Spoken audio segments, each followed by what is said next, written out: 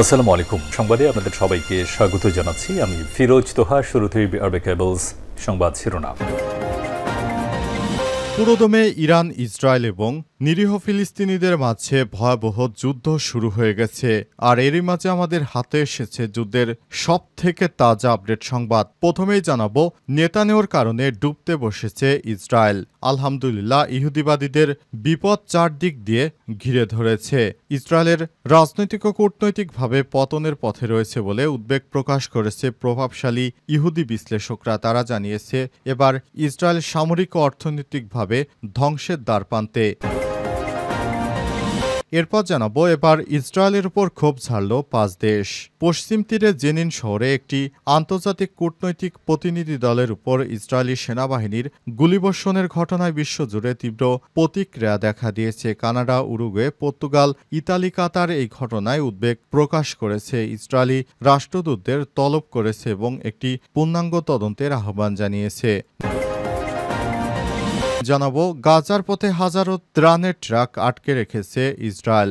গাজার জন্য নির্ধারিত হাজার হাজার ত্রাণবাহী ট্রাক এখনও মিশরের সীমান্তে আটকে আছে। ভিডিও ফুটেজে দেখা গেছে, লম্বা সারিতে দাঁড়িয়ে থাকা ট্রাকগুলো গাজার দিকে প্রবেশের অনুমতির অপেক্ষায় রয়েছে, কিন্তু ইসরায়েল এখনও অধিকাংশ ত্রাণ সামগ্রী ঢুকতে দিচ্ছে না।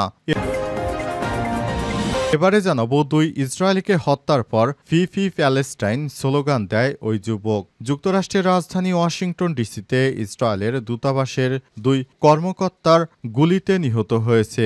ঘটনাটি ঘটেছে আজ রাত 9টার দিকে ক্যাপিটাল জিউইশ মিউজিয়ামের সামনে, অর্থাৎ ইহুদিদের মিউজিয়ামের সামনে 2 ইহুদিকে গুলি করে হত্যা করা হয়েছে। এবং সর্বশেষ জানাবো, বাংলাদেশকে কোনো পরাশক্তির ছায়া যুদ্ধক্ষেত্র করতে দেয়া যাবে না বলছে এবি পার্টি। বাংলাদেশের স্বাধীনতা, সার্বভৌমত্ব এবং জাতীয় স্বার্থকে সর্বোচ্চ অগ্রাধিকার দিয়ে দেশের উন্নয়ন কার্যক্রম এগিয়ে নেওয়া যাবে না আহ্বান জানিয়েছে আমার বাংলাদেশ পার্টি। এবি পার্টি আজ রাজধানীর বিজয়নগরস্থ কেন্দ্রীয় অফিসে চট্টগ্রাম বন্দর ও মানবিক করিডর বিষয়ক সংবাদ সম্মেলনে সব কথা বলেছে দলটির সাধারণ সম্পাদক ব্যারিস্টার আসাদুজ্জামান ফুয়াদ। প্রিয় দর্শক, এতক্ষণ শুনছিলেন সংবাদ শিরোনাম, এবারে বিস্তারিত। তবে তার আগে বন্ধুরা, অনুরোধ থাকবে এই সংবাদটিতে একটি লাইক দিন। এই চ্যানেলে আপনি নতুন হয়ে থাকলে আমাদের সংবাদটি দেখতে দেখতে চ্যানেলটি সাবস্ক্রাইব করে রাখুন। কমেন্ট করে বন্ধুরা আপনার মূল্যবান মতামত জানিয়ে দিন আপনি বিশ্বের কোন দেশ থেকে বা বাংলাদেশের কোন স্থান থেকে আমাদের সংবাদটি দেখছেন এবং শুনছেন। আর বন্ধুরা, গাজা যুদ্ধে আপনি যদি নিরীহ ফিলিস্তিনিদের ভালোবেসে থাকেন, কমেন্টে ইয়েস লিখে বিশ্ববাসীকে জানিয়ে দিন। সংবাদটা আপনার সোশ্যাল মিডিয়া ফেসবুকে শেয়ার করে বন্ধুদেরও দেখার সুযোগ করে দিন। এবারে বিস্তারিত। নেতানিয়াহুর কারণে ডুবতে বসছে ইসরায়েল।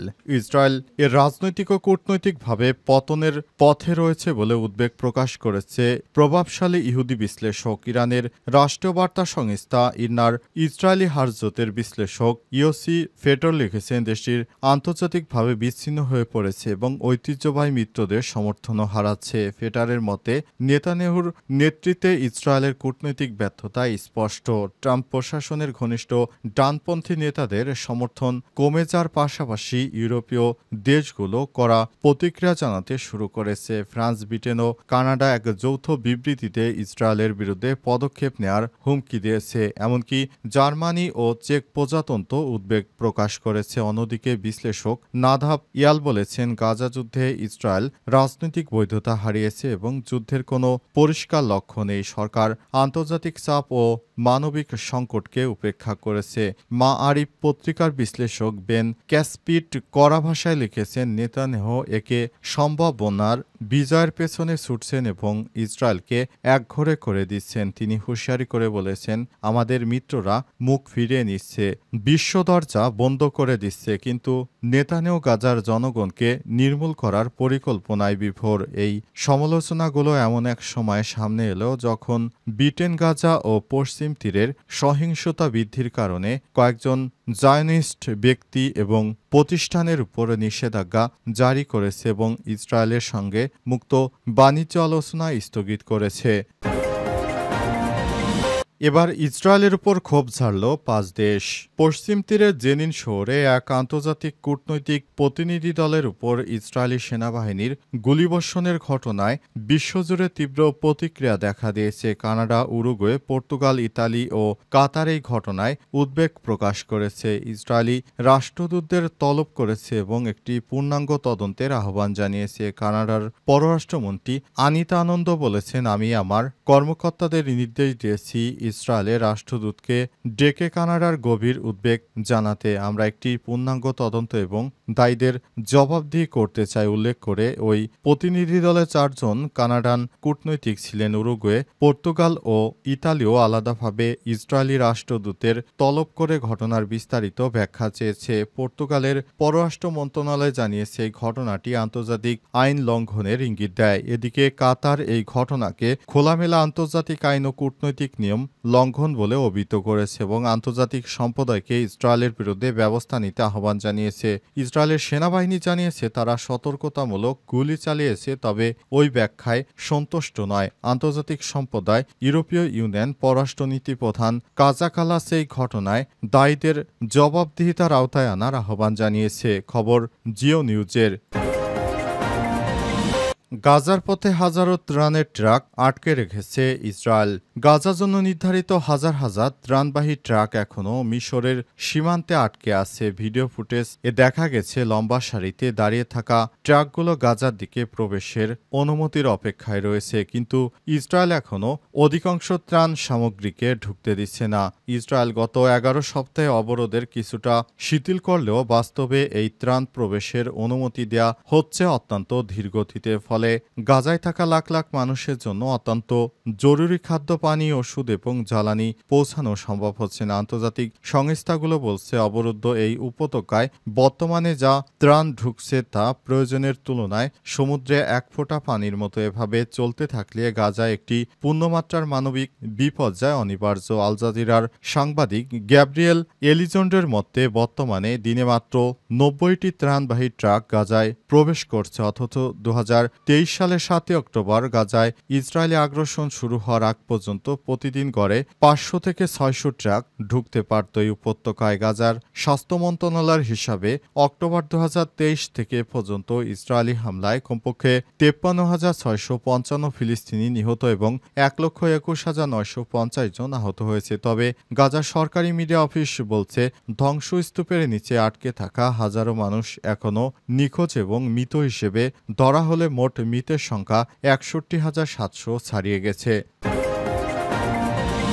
বাংলাদেশকে কোনো পরাশক্তির ছায়া যুদ্ধক্ষেত্র করতে দেয়া যাবে না বলছে এবি পার্টি। বাংলাদেশের স্বাধীনতা, সার্বভৌমত্ব এবং জাতীয় স্বার্থকে সর্বোচ্চ অগ্রাধিকার দিয়ে দেশের উন্নয়ন কার্যক্রম এগিয়ে নিয়ে যাওয়ার আহ্বান জানিয়েছে আমার বাংলাদেশ পার্টি। এবি পার্টি আজ দুপুর ১২টায় রাজধানীর বিজয়নগরস্থ কেন্দ্রীয় অফিস চট্টগ্রাম বন্দর ও মানবিক করিডোর এ বিষয়ে এক সংবাদ সম্মেলনে সব কথা বলেছেন দলটির সাধারণ সম্পাদক ব্যারিস্টার আসাদুজ্জামান ফোয়াদ। তিনি বলেছেন, বাংলাদেশ যেন কোনো পরাশক্তির ছায়া যুদ্ধক্ষেত্রে পরিণত না হয়, সেটাকে সবাই বিবেচনায় নিতে হবে। ১৫ লক্ষাধিক রোহিঙ্গা জনগোষ্ঠীকে তাদের নিজ দেশে নিরাপত্তা ও সম্মানের সঙ্গে প্রত্যাবর্তনে জাতীয় আন্তর্জাতিক ঐক্যমত জরুরি। এ সময় আরও উপস্থিত ছিলেন এবি পার্টির সিনিয়র যুগ্ম আহ্বায়ক প্রফেসর ডক্টর মেজর অবসরপ্রাপ্ত আব্দুল ওহাব মিনার, যুগ্ম সাধারণ সম্পাদক আনোয়ার সাদাত টুটুল, আলতাফ হোসেন সাংগঠনিক সম্পাদক সাইদ নোমান ও ছাত্রপক্ষের আহ্বায়ক মোহাম্মদ প্রিন্স।